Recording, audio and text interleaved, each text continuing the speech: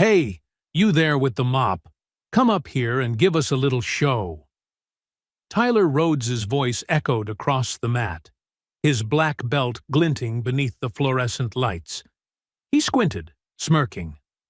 "I bet you've never seen a real fight in your life, have you?" Grant Miller paused mid-mop and slowly looked up. At 42, he had been the janitor at Rose City Dojo in Portland for just 3 weeks. Usually, he came after classes ended, when only the hum of the vacuum and the scent of floor cleaner kept him company.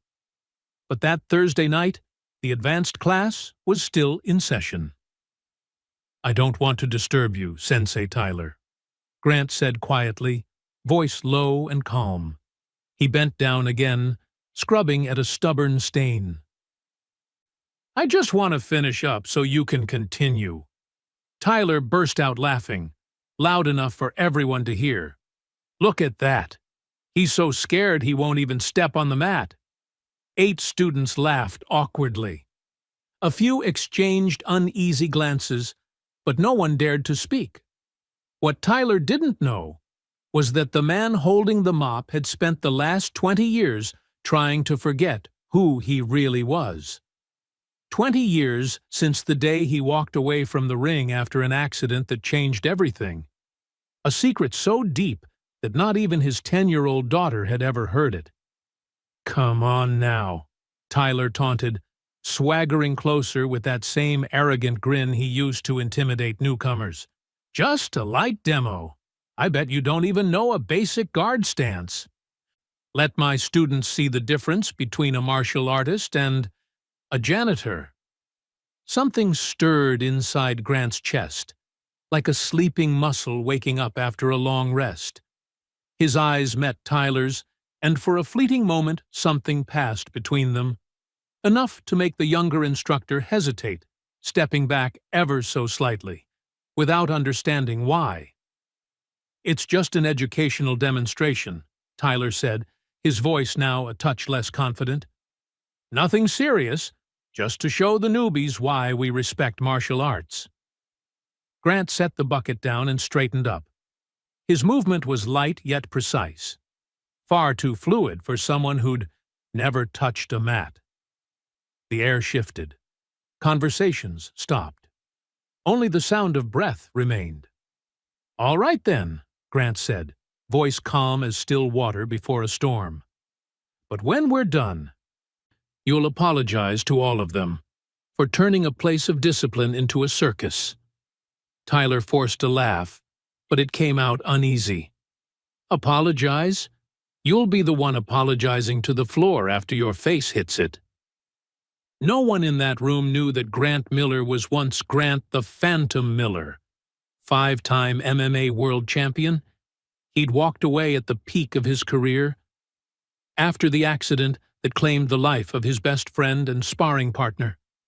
Since that day, he had sworn never to fight again. But some vows are made to be broken, when dignity is trampled.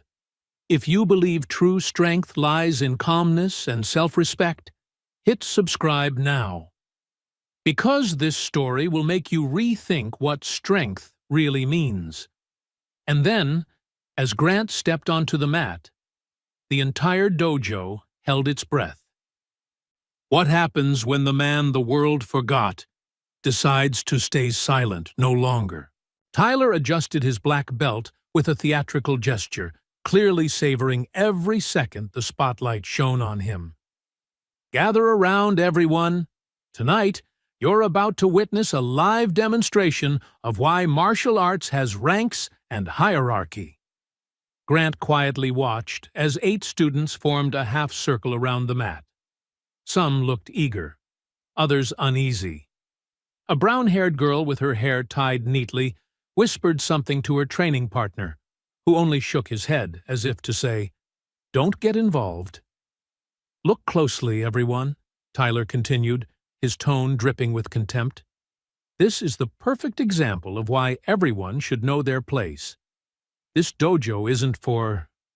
well, you get the idea."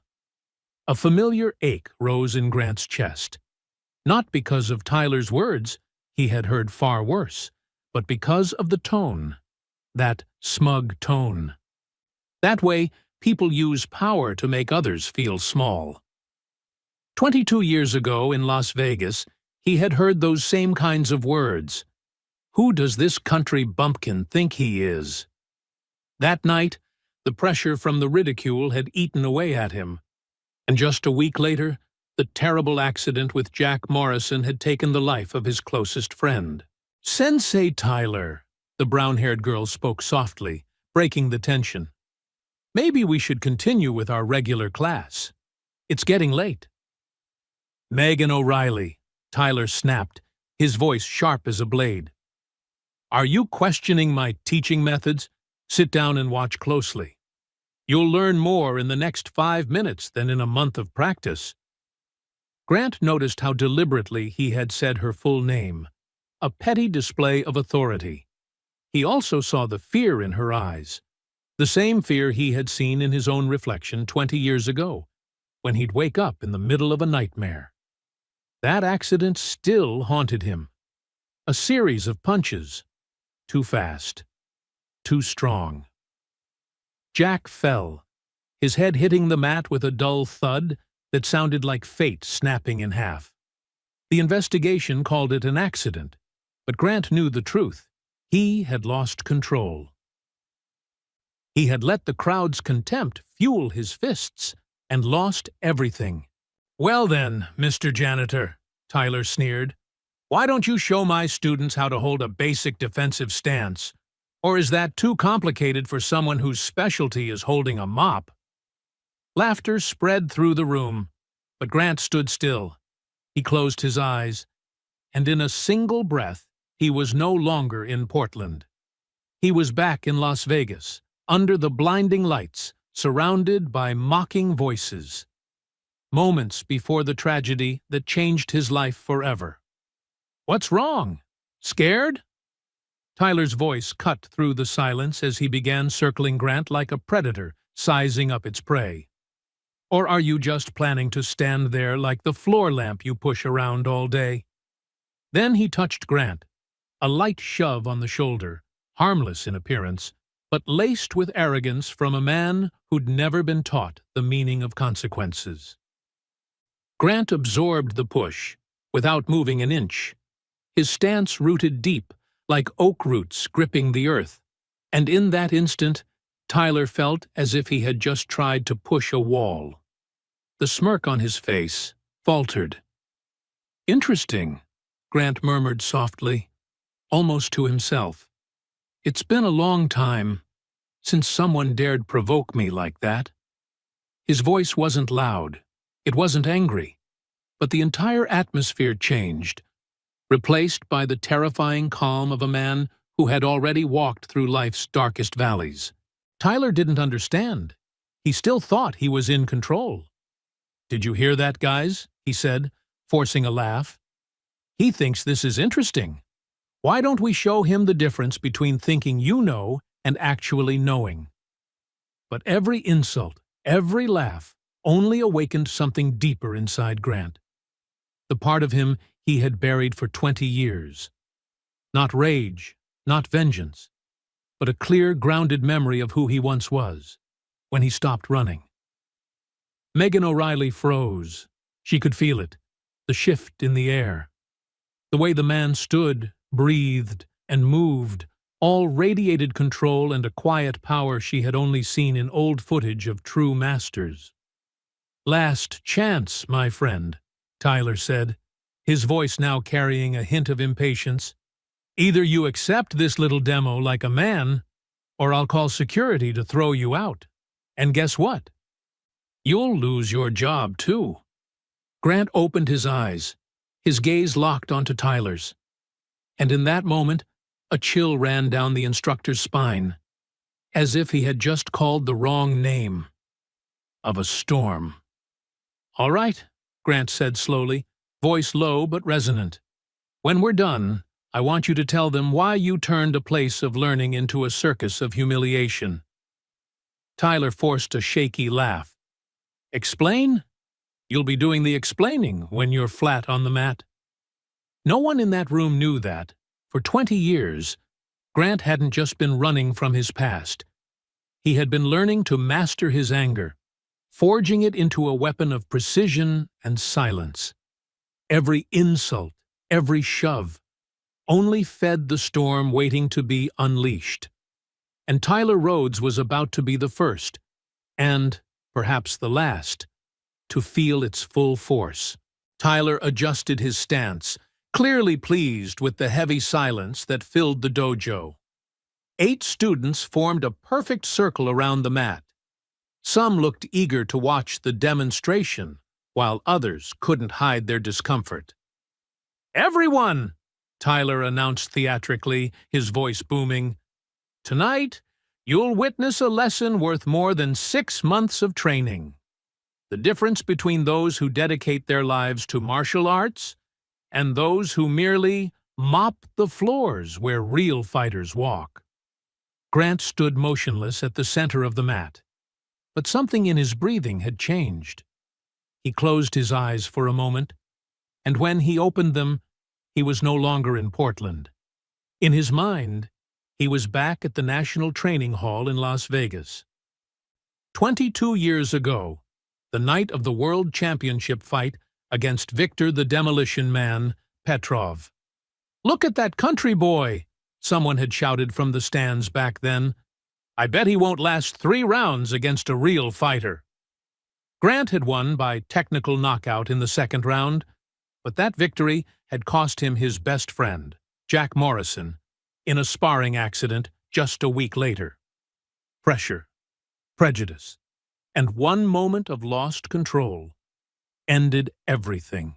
"Well then, Mr. Janitor," Tyler sneered, circling Grant like a predator. "Why don't you show my students how not to hold a defensive stance? Or is that too complicated for someone who only pushes a mop?" Laughter rippled through the room, but this time a voice rose above the mockery. "Sensei Tyler." Everyone turned. Megan O'Reilly, 22, a purple belt in jiu-jitsu and a graduate student in sports psychology, stood tall, eyes steady.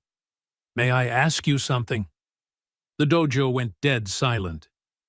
Tyler turned toward her, eyes narrowing, caught between surprise and irritation.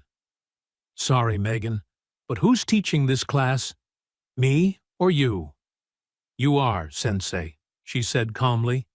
"But teaching doesn't include humiliating someone and calling it instruction." Several students exchanged uneasy glances. No one had ever spoken to Tyler that way before. "Humiliating?" Tyler scoffed. "This has nothing to do with humiliation. It's about respect and knowing your place." Grant opened his eyes. Something about the way Megan stood reminded him of Emma, his younger sister. She had the same eyes, the same courage, always speaking out against injustice, even when it hurt. Emma had died a year ago, hit by a drunk driver on her way home from a hospital shift. She was only 24. Another loss, while he'd chosen to hide from the world. Megan, too, carried her own scars. She had lost her father in a similar accident, the man who taught her that true strength is never used to intimidate the weak. And today, watching Tyler abuse his authority, she couldn't stay silent. "Perhaps," Tyler said, lowering his voice into a dangerous tone, "if you don't respect my methods, you should find another place better suited to your philosophy." The air grew thick, but Megan stood firm. "My tuition's paid, Sensei, and I believe everyone here deserves to learn in an environment built on respect, not humiliation." Grant smiled faintly, not in defiance, but with the quiet relief of a man who had just remembered why he stopped hiding. For 20 years, Grant had lived with guilt, for 2 deaths that had haunted him, Jack's and Emma's. 20 years of running, of surrendering fame, of abandoning himself. But seeing Megan stand up for what was right, he remembered who he used to be. "Tyler," Grant said, his voice low but steady, The entire room turned toward him. The girl's right. This isn't martial arts. This is you trying to feel important, by making others feel small. Tyler's face reddened. He spun around. You dare lecture me about martial arts? You probably don't even know what a dojo is. Grant stepped forward once. His posture shifted. Shoulders opened, center of gravity lowered. His stance so balanced that any trained eye could see it immediately.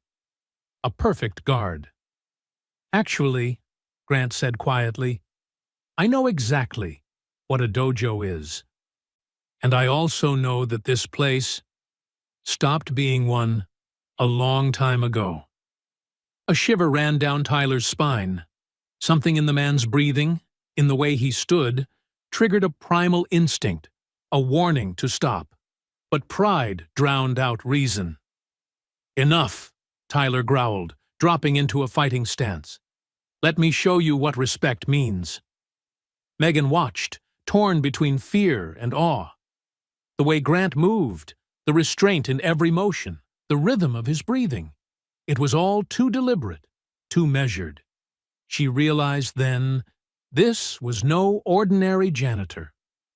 Grant closed his eyes and drew a long breath. 22 years of muscle memory flooded back. Every strike, every victory, every lesson etched into his bones. When he opened his eyes again, Tyler Rhodes was no longer facing a janitor. He was standing before Grant, the Phantom Miller, 5-time MMA world champion. Last chance to apologize, Grant said calmly, his voice steady yet commanding, to her, to your students, and to yourself. Tyler laughed, but the sound trembled. Apologize? You'll be the one apologizing when you're flat on the floor. He didn't realize Grant had already read him like an open book. The high guard, the telegraphed shoulders, the unsteady back foot. 22 years away from the ring couldn't erase the instincts that once made him a world champion. Megan noticed several students subtly step back, as if sensing the storm about to break. The air grew heavy, electric, like lightning waiting to strike. Grant stood still, eyes calm, a faint smile crossing his lips. Not anger, not vengeance, but the quiet resolve of a man who had finally found a reason to break his 20-year silence. And as he took his first half-step forward, everyone in the room understood. Something extraordinary was about to happen. The Rose City Dojo fell into a suffocating silence. Every gaze fixed on the two men at the center of the mat, one wearing a black belt, rigid in a mirror-practiced stance of confidence, and one who had been holding a mop just minutes earlier, now standing upright, shoulders relaxed, eyes lit with an uncanny calm. Tyler adjusted his black belt, his movements slow, almost ritualistic. He needed this moment, needed that feeling of power to hide the unease creeping through him. Everyone, focus, Tyler declared, striving for solemn authority. What you're about to see isn't just a regular session. This is a lesson about hierarchy, about why people like us spend years earning this black belt. He patted the belt. The sound rang out in the silence. Grant watched Tyler with the eyes of a man who had seen too much.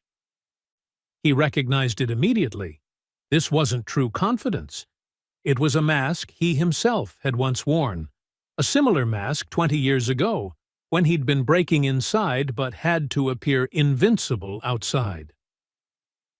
Tyler, Grant said softly, his tone not threatening, are you sure you want to do this? It wasn't a challenge, it was a warning. One last time. But Tyler had gone too far to back down. People were watching. If he retreated now, he'd lose all credibility. I don't just want to, Tyler answered, his voice a notch higher, a tell of nerves.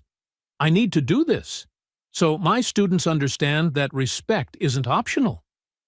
A few students exchanged uneasy glances. Cole Turner, a 28-year-old brown belt, gave a slight shake of the head. He'd trained with Tyler for 3 years and had never seen his teacher like this. Desperate. Needing to prove something. Megan O'Reilly pulled out her phone. Not to record, but to take notes. This was valuable data for her thesis on the abuse of authority. Yet something in the way the janitor stood made her uneasy, as if they were about to witness something far beyond a typical confrontation. "Do you know," Tyler went on, beginning to circle Grant like a seasoned fighter, "I spent 8 years earning this belt. 8 years of daily training, injuries, losses. And you? How many years have you spent pushing a mop?" Grant didn't answer. He just stood there, but something in his silence made the room feel heavier. Nina Morales, the youngest student at 19, whispered to her friend, "I don't feel right. Like something bad is about to happen." "Be quiet," her friend replied. "Sensei knows what he's doing." But Sarah Kim wasn't sure. She'd taken a year of psychology at university, and one of the first lessons was, truly dangerous people never need to threaten. They simply are present. And this janitor? He was present in a way that made the room feel smaller. Tyler settled into his favorite fighting stance, the one he'd used to intimidate hundreds of newcomers. Feet shoulder-width apart, fists at chest level, weight pitched forward, the classic posture of someone used to striking in controlled environments against predictable opponents. "This stance," Tyler said, striving to sound confident, "has sent plenty of newbies running." But even as the words left his mouth, he knew how hollow they sounded. Because the man facing him wasn't a newbie, and he wasn't afraid. Grant Miller still didn't move.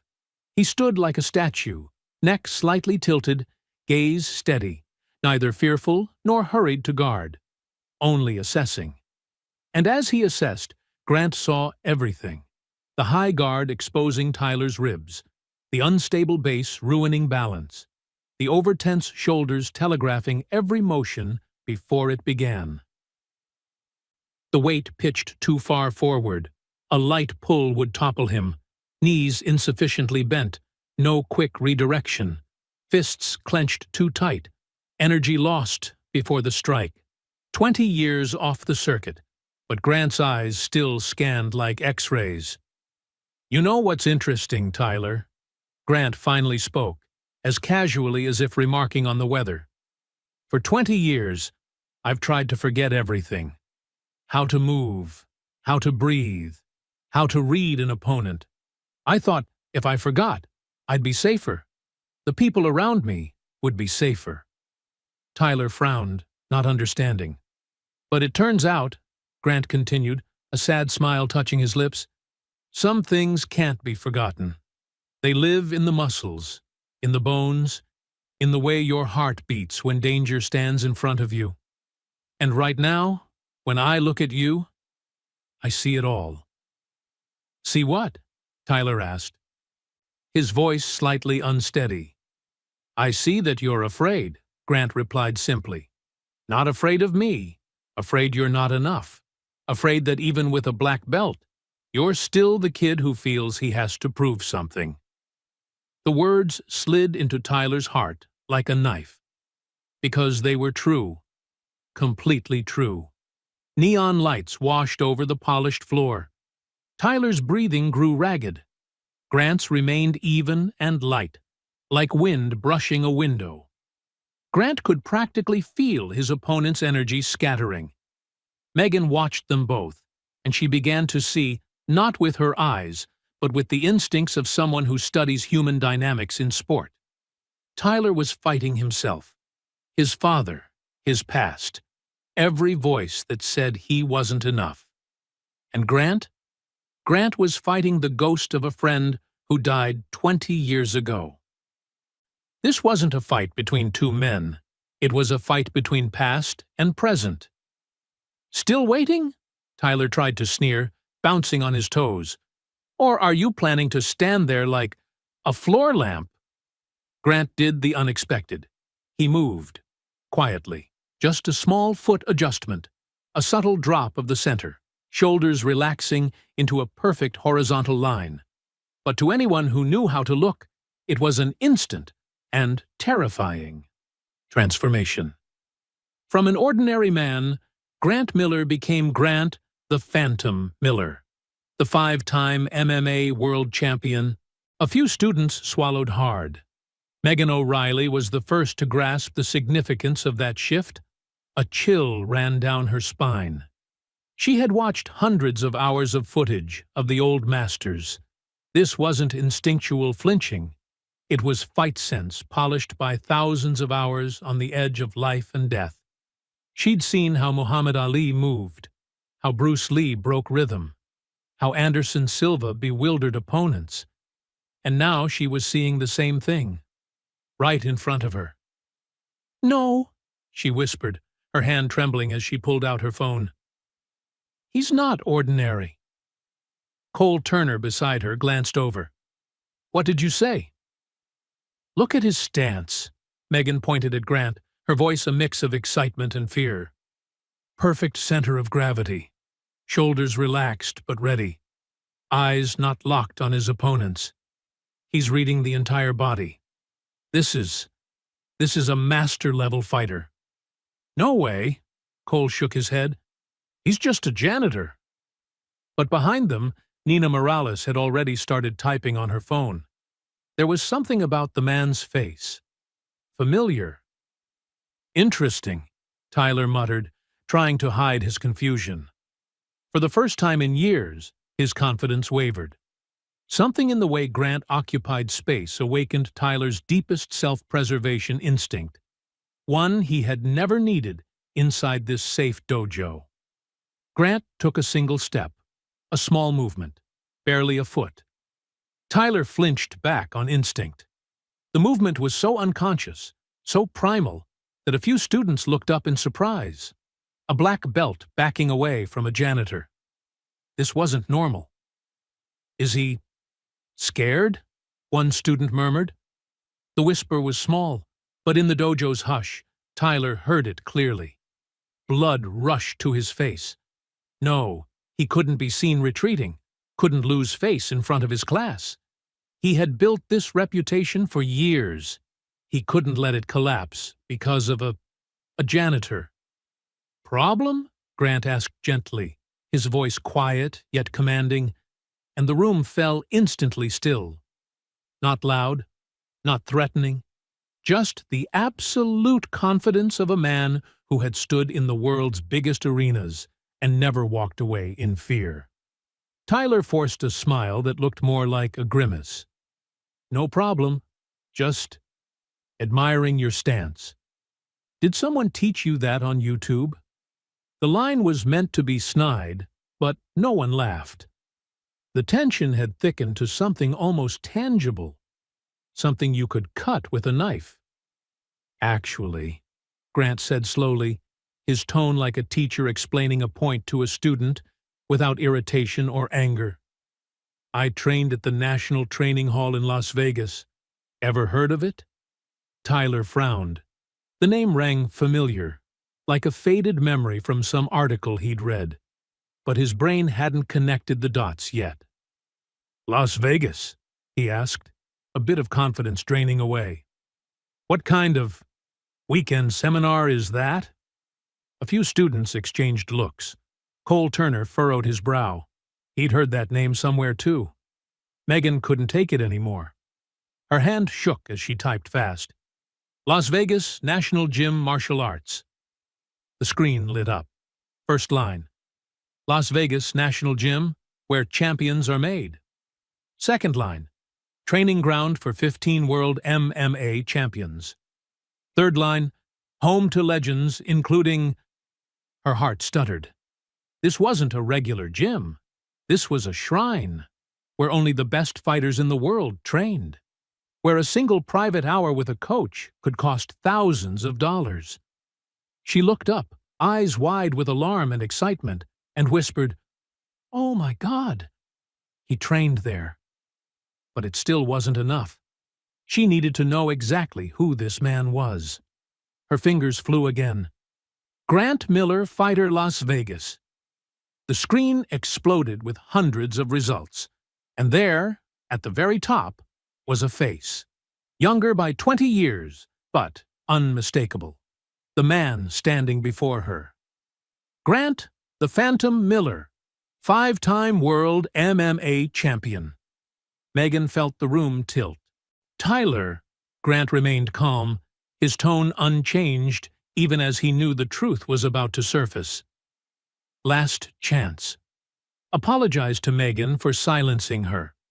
Apologize to your students for turning this place into a circus. And most importantly, apologize to yourself for becoming exactly the kind of man martial arts teaches us not to be. The offer of mercy hung in the heavy air like smoke. Tyler could choose humility right now. He could admit he'd crossed a line and salvage a sliver of dignity. But pride, the thing that had fed him through years of insecurity, wouldn't allow it. He attacked.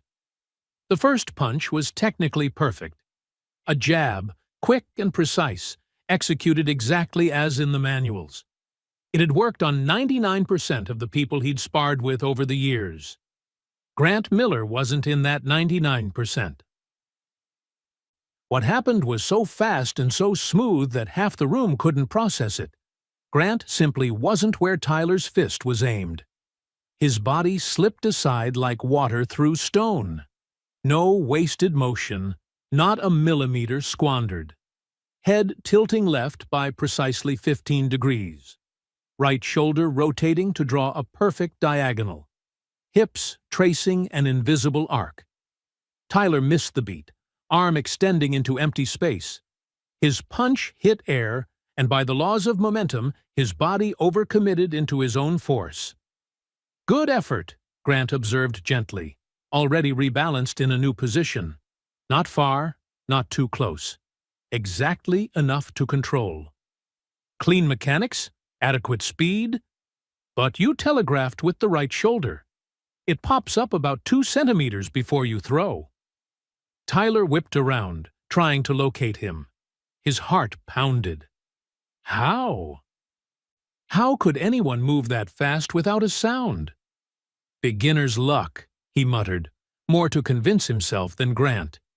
The second attack came faster, more aggressive. Jab, straight hook. It was Tyler's favorite combination, a sequence he'd drilled thousands of times, used to end countless spars and wow newcomers. And again, Grant wasn't there. This time, Megan could follow. Not because Grant had slowed, but because she knew where to look. Grant dipped only a few inches, letting the jab skim over the crown of his head by less than a centimeter. The wind of it brushed his hair. The straight hunted for target. But Grant leaned back along an impossible curve only those with extraordinary suppleness can manage. His spine bowed like bamboo in wind. And when Tyler swung the hook with everything he had left, Grant retreated exactly a half step. Absolute economy. So the glove skimmed under his chin by a millimeter. If someone had a slow-motion camera, the gap between Tyler's glove and Grant's jaw would have been no thicker than a sheet of paper. Interesting combo, Grant remarked, breath perfectly even, as if he'd been standing still. Works on a static target.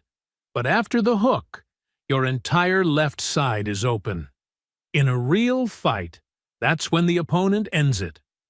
Sweat beaded at Tyler's temples. His shirt clung wet, despite having thrown only 2 sequences. His breathing grew heavy and uneven. This wasn't normal. He had thrown thousands of punches in his life, in training, in matches, in demos. Yet now he couldn't touch a man he'd assumed had never fought. "Stop dancing! Fight!" Tyler shouted, frustration and panic tangling in his voice. He lunged in, even more reckless. Punches, kicks, elbows, everything he knew. But every strike found nothing but air. And the students began to see. This wasn't luck. This was skill at an entirely different level. Tyler's third rush, a desperate jumble of punches, kicks, and sweeps, sliced emptily through space like blows at a phantom. Each strike threw him further off balance. His rhythm collapsed. His breathing stuttered. Sweat stung his eyes, blurring his vision. Then suddenly, as clarity flickered, Tyler realized something terrifying. Grant was very close. Right in front of him, close enough to see every detail in the man's face. "You! How?" Tyler panted, chest heaving. Sweat dappled the mat. He had completely lost distance. One of the most basic principles of fighting. How had Grant closed in without him noticing? "Tyler," Grant said gently, his tone as calm as at the start, with no hint of fatigue. He stood at arm's length, not threatening, simply present. "Do you want to know the difference between learning to strike in a safe dojo and learning in professional arenas where a single mistake can be the end?" Tyler couldn't answer. His lungs were burning. His legs trembled. Before he could react, Grant did something that defied the onlooker's sense of physics. No visible tensing, no hip rotation, no pulling the hand back to load power, no aggression, no anger. Grant simply placed the palm of his right hand on Tyler's chest, a gentle touch, almost tender, as if checking whether the man's heart was beating. And Tyler flew. Not shoved, not tripped. He literally flew, as if an invisible wave had hurled him backward. His feet left the floor. His body hung for an impossible instant in midair. Time seemed to slow. Then gravity reclaimed him. Tyler sailed back nearly 2 meters, an absurd distance for such a light touch, and landed flat on his back with a thud that made the entire room hold its breath at once. The sound echoed in absolute silence. No laughter, no cheers, no clapping. Only the horrified quiet of people who had just seen something beyond their understanding of martial arts. Cole Turner stood slack-jawed, unable to believe what he'd witnessed. Nina Morales clutched her friend's sleeve, eyes wide. Another student whispered, "What just happened?"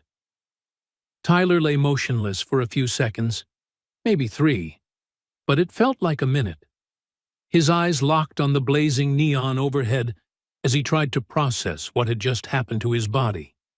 No pain. That was the strangest part. He felt only an irresistible force, as if a tidal surge had toppled him. As if a strong wind had blown him away, as if every ounce of strength in his body had been neutralized by a physical principle he didn't understand. That's impossible," Tyler stammered, voice shaking. He lurched to sit up, but his legs were jelly, unresponsive. Megan O'Reilly stood stunned, phone trembling in her hand. In 2 years of sports psychology research, after analyzing hundreds of hours of fight footage and reading dozens of studies on combat biomechanics, she had never seen, not even on video, such a display of pure, controlled power.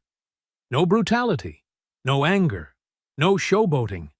Just the clinical, perfect application of a technique she'd only ever read about in ancient martial arts lore, what some call internal power, or fajin in Chinese systems. But this wasn't myth.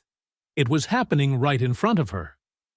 "In fact," Grant said evenly, stepping forward and offering Tyler a hand up, a gesture of respect after putting him down, "it's quite simple once you understand leverage, precise timing, and how to transmit energy from the ground through the whole body. Principles I learned and refined over my 22-year professional career." 22 years. Professional. Those words hung in the air. Tyler batted the hand away, trying to stand under his own power. One last struggle to preserve a shred of pride. But his legs still shook. His knees still buckled. He had to lean against the wall to steady himself. 22 years professional, Tyler echoed, dazed and horrified. In what? Megan couldn't stay quiet any longer. She stepped forward, phone raised for all to see. Her voice trembled, almost a reverent whisper. Sensei Tyler, you don't understand who he is, do you? Every eye in the room turned to her. Tyler looked over, face still ashen. On Megan's screen, dozens, no, hundreds, of articles, photos, and videos filled the search results. All about one man, Grant the Phantom Miller. Grant Miller, Megan read aloud, her voice shaking with both fear and awe. Nicknamed the Phantom, 5-time consecutive world mixed martial arts champion from 2001 to 2005. Considered one of the most technically sophisticated and hardest-to-hit fighters in MMA history. Professional record, 47 fights, 47 wins, 0 losses, 0 draws. Retired unexpectedly at age 29, at the peak of his career. She stopped, her voice catching as she read on. After a tragic training accident claimed the life of Jack Morrison, his sparring partner and closest friend. Miller never stepped into the ring again. The whole room detonated in silence, not with noise, but with realization, shock, absolute astonishment. Tyler's face went from pallid to paper white. His lips parted, but no sound came out. He had just challenged a living legend. He had publicly tried to humiliate a man whose ordinary punch could have sent him to the hospital. Worse, the man hadn't even needed to punch. A single gentle touch had been enough to show Tyler exactly where he stood. 5-time world champion, Tyler stammered, like a child discovering that Santa Claus really exists, except this Santa Claus could crush him with a pinky. Undefeated, 47 fights? Grant nodded quietly, without pride or boasting. Just a simple fact. I retired at 29, he said, his voice carrying a deep sorrow. Since then, I've done any work I could find. Cleaning, maintenance, gardening, repairs, simple jobs, a simple life. No spotlight, no cameras, no need to prove anything to anyone. And most importantly, no ring. Why? Nina Morales asked softly, with the unguarded curiosity of 19. Why give it all up? Grant looked at the young woman, and in his eyes lay a pain 20 years hadn't erased. Because I killed my best friend, he said plainly. Jack Morrison. He was 22. We were training. I lost control, and he never woke up. Silence pressed down. After that, I realized, strength without control is the most dangerous weapon. And if I couldn't trust myself, it was best not to use it. So I disappeared. For 20 years, I didn't hit anyone, not even in self-defense. He looked at Tyler. Until tonight. The change in Tyler Rhodes happened before everyone's eyes, painful and undeniable to watch. The arrogant man vanished. The one who always spoke loudly, always needed to prove himself, always leaned on his students to feel important. All of that dissolved. In its place stood someone who had just glimpsed the full scope of his own ignorance, his small, petty arrogance. I didn't know, Tyler whispered, voice breaking. If I'd known who you were. If you'd known, you would have treated me with respect? Grant cut in, still gentle, his words sharp as a surgeon's blade. That's good. But then the real question is, would you still humiliate another janitor? Another worker without a championship to defend himself? A new student who doesn't dare speak up to you? That question pierced Tyler deeper than any physical blow, because Grant had touched the root of the problem. Not ignorance, not misunderstanding, but arrogance. The belief that one has the right to belittle others because of status, titles, or their job. Tyler sank to his knees in the middle of the mat, unable to stand, not because his body was weak, but because his spirit had collapsed. And in that silence, every student saw something they would never forget. A lesson that true strength doesn't come from defeating an opponent. It comes from knowing when you don't need to strike at all. Megan stepped forward, her voice steady yet respectful. "Sensei Tyler," she said, "for the past 2 years I've trained at this academy out of respect for your experience. But what I witnessed today isn't teaching. It's bullying, disguised as instruction." Murmurs rippled through the room. A few students nodded. Others looked down, regret on their faces. The truth about Grant, a martial arts legend who had been hidden beneath a janitor's shirt, had completely changed how everyone saw the situation. Tyler drew a deep breath, his voice hoarse with shame. "Grant, I'm sorry. Truly sorry to you, to Megan, to everyone here. I have no excuse for what I did." Grant nodded. No judgment, no sarcasm. Only the calm of someone who had learned too much from his own mistakes. "Thank you, Tyler," he said softly. "But an apology is only the first step. The question is, what will you do differently from now on?" Tyler looked around the room. Faces that once admired him now regarded him with disappointment, mixed with reflection. He swallowed hard. "I'll change," he answered slowly. "It will take time, but I will change." At that moment, Megan spoke again, her voice ringing clear. "Mr. Miller, have you ever considered teaching again? Because I believe all of us could learn far more from someone who understands that true strength comes with responsibility." Grant smiled, the first smile of the night, slow, genuine, light, as if releasing something that had been held in his heart for too long. But instead of answering right away, he lowered his voice. "Before we talk about the future," he said, "everyone needs to know why I walked away from everything 20 years ago." No one said another word. All sat down, silent. The air in the dojo grew heavy, as if they all understood that what they were about to hear would change everything. Grant took a deep breath. His voice slowed, carrying the tone of a man stepping backward into memory. "My name is Grant Miller. I was born in a small town called Bend, Oregon. My father was a farmer, my mother a nurse. We weren't wealthy, but we had each other." He paused, as if seeing again the old fields and his mother smiling at the window. "When I was 15, an MMA coach named Marcus Reeves came to town. He saw something in me, an innate instinct, he called it.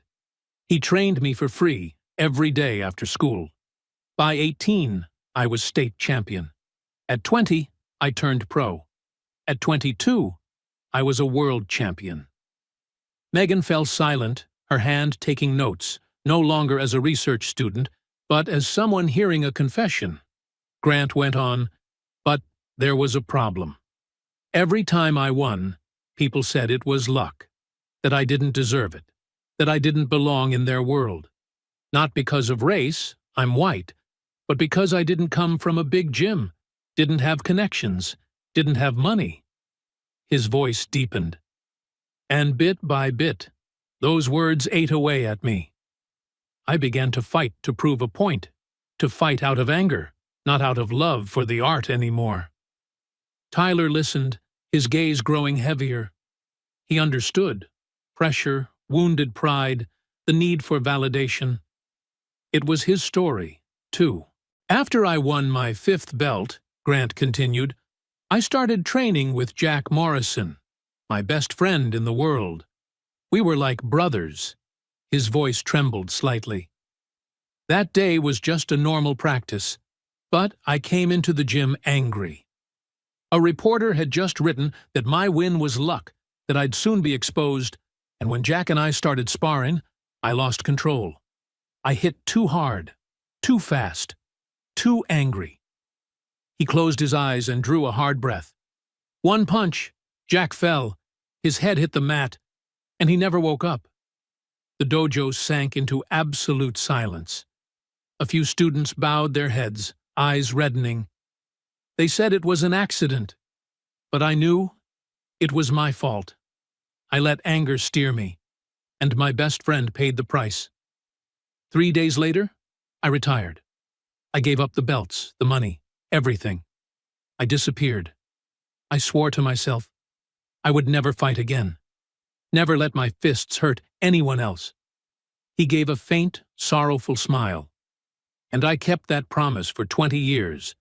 I worked as a janitor, maintenance, whatever I could find.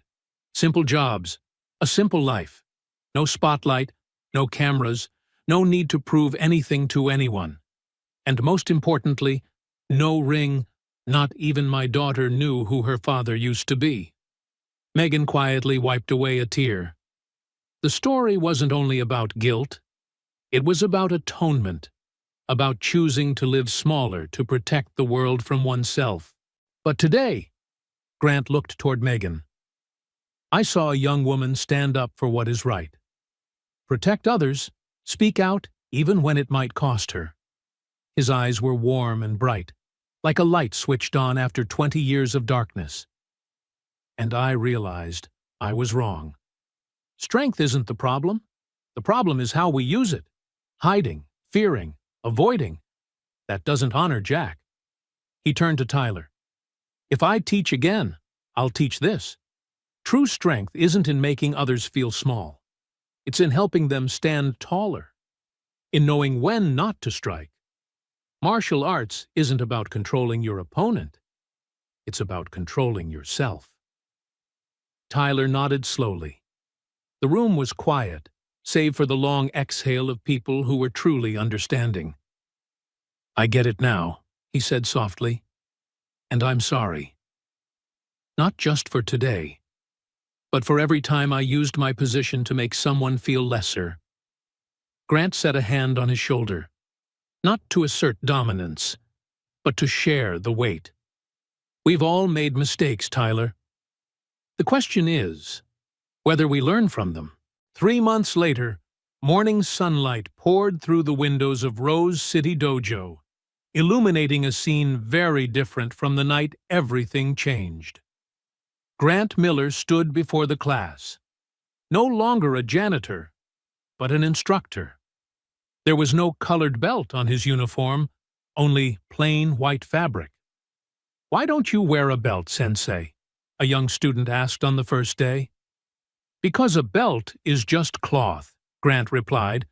It doesn't make you a better fighter, and it doesn't make you a better person. What makes you better is the person you choose to be every day. From the 8 students of that fateful night, the class had grown to 32. All over Portland, people were talking about Sensei Grant, the man who had been a legend, lost everything, then found himself again through teaching. But this wasn't an ordinary martial arts class. Today, Grant said, we won't start with technique. We're going somewhere. A bus took the entire class to Rose City Cemetery on the outskirts of town. Grant led them to a simple grave. Jack Morrison, 1983, 2005. He lived to fight and fought to live. Grant knelt and laid his hand on the headstone. This is Jack Morrison, he said softly, my best friend. And he died because of me. The class stood silent as Grant told the whole story. No abridging, no evasion. The pressure, the anger, the punch, the death. I retired the next day, he concluded. Not because I was afraid to lose, but because I was afraid to win when I couldn't control my strength. You don't learn martial arts to hit people. You learn it to control yourself. At the edge of the group, Piper Miller, Grant's 10-year-old daughter, heard her father's past in full for the first time. Tears fell, but her face shone with pride. Back at the dojo, she whispered, Dad, I'm proud of you. Grant knelt and hugged her. I'm proud of you too, Piper. Every day, that afternoon, Tyler Rhodes sat in the locker room looking at his new uniform. He was no longer the gym owner. He had sold it to Grant for a symbolic price and now worked as an assistant instructor. The decision hadn't been easy. A week after the incident, he lost half his students. The discreet video Megan recorded spread across the internet. A black belt humiliated by a janitor. His reputation in the martial arts community collapsed. Ironically, it was the best thing that had ever happened to him. Over the past 3 months, Tyler had learned more than martial arts. He learned humility, respect, and how to teach without domination. Most importantly, he understood that value doesn't come from making others smaller, but from helping them grow. Tyler? Grant knocked on the door. There's a new student. I think you'll want to meet her. In the lobby stood a 15-year-old girl with her mother. The girl kept her eyes down, shy. This is Emma, the mother said. She's being bullied at school. We hope martial arts can help her feel more confident. Tyler saw himself 20 years earlier. Awkward, insecure, longing for a place to feel worthy. He knelt to meet her eyes. Emma, he said gently, I can't promise that martial arts will make you strong. But I promise it will teach you something more important. That the strength was already inside you. Emma looked up, a spark of hope in her eyes. Really? Really, Tyler smiled. And I know because someone just taught me that. 3 months after the incident, Grant stood in his office, no longer the tool closet it used to be. The walls were covered in photos, not of his victories, but of his students, their progress, their smiles, their stories. Megan O'Reilly knocked. Sensei Grant, may I come in? Come in, Megan. She placed her freshly finished thesis on the desk. I wrote about the abuse of power in martial arts. I wanted to thank you. Thank me? Grant smiled faintly. I only stood up for myself. Megan shook her head. No. You showed us that true strength isn't the ability to hurt others, but the ability to hold back. She paused a beat, then continued. 5 years ago, I lost my father in a car accident. A drunk driver. My dad always taught me, strength is for protection, never for harm. That night, when I saw you exercising control, even though you could have hurt Tyler, I thought of my father, and I knew there are still good people in the world. Grant's eyes glistened. Your father would be proud of you, Megan. And so am I. You stood up for what's right, even when it might cost you. That is real courage. That night, Grant sat at the kitchen table with Piper, helping her with homework. A 3-month ritual now. Father-daughter time every evening. Dad, Piper looked up from her math. Can I ask you something? Sure, sweetheart. Do you regret it? Giving it up? Being a great fighter? Then afterwards just cleaning? Grant thought, then nodded. I used to regret it. For 20 years, I thought I'd wasted my life, that I should have been somebody important, and instead I was nobody.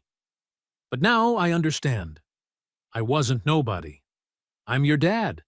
I'm my student's teacher. I'm a friend to those who need me. And that matters more than any belt. Piper hugged him tight. To me, you're a champion. The #1 champion. 6 months later, the dojo was packed. 50 students of all ages and backgrounds, affluent and struggling, confident and timid, strong and fragile. Grant stepped out, beltless, carrying only a heart full of experience. Today, I ask, why do you train? To be strong, to defend myself, to win. Grant nodded, then said, all true. But the truest answer is, you train to find out who you really are. Not the strongest or the fastest, but the best version of yourself, the one who controls power, lifts others up, and knows when to strike and when to step away. That's the lesson I learned the hard way, and I hope you learn it without paying the price I did. The class fell quiet, then applauded. Not loudly, but steady and respectful, as if they'd just found something they hadn't known they were seeking. A year later, Grant stood before Jack Morrison's headstone. He came every week, no longer out of shame, but out of gratitude. "Thank you, Jack," he whispered. "You taught me the greatest lesson. Uncontrolled strength is dangerous. Controlled strength is a gift. I'm trying to live in a way that makes you proud, with every student, with Piper, so that the tragedy carries meaning." A light breeze moved through the cemetery. Grant smiled and walked back to the car where Piper was waiting. "Did you talk to Uncle Jack, Dad?" "I did, sweetheart." "What did he say?" Grant looked back at the graves, then smiled at his daughter. "He said, 'Keep going. Make it matter.' And that's what I'm going to do. When justice doesn't come from a punch, it comes from a lesson." Grant Miller proves that true strength isn't in knocking an opponent down. It's in lifting them up after the fall. Tyler Rhodes learned the hard way that respect can't be demanded, only earned. Megan O'Reilly shows that courage isn't the absence of fear, but speaking up while afraid. If this story touched you, remember, you don't need to be a champion to make a difference. You need the courage to stand for what's right, the humility to admit you're wrong, and the generosity to lift others up. That is the kind of strength that changes the world. Thank you for watching to the end. If today's story touched you even a little, please hit subscribe so you won't miss new episodes every week. Which moment did you like most in the story? Tell me in the comments below. Don't forget to like the video so the algorithm knows you want more stories of justice and healing. If you're watching from a particular city, share where you're tuning in from. I'd love to see how wide our community reaches. See you next episode, A Secret Unlocked by a Late Apology. Tap the bell to get notified the moment it goes live.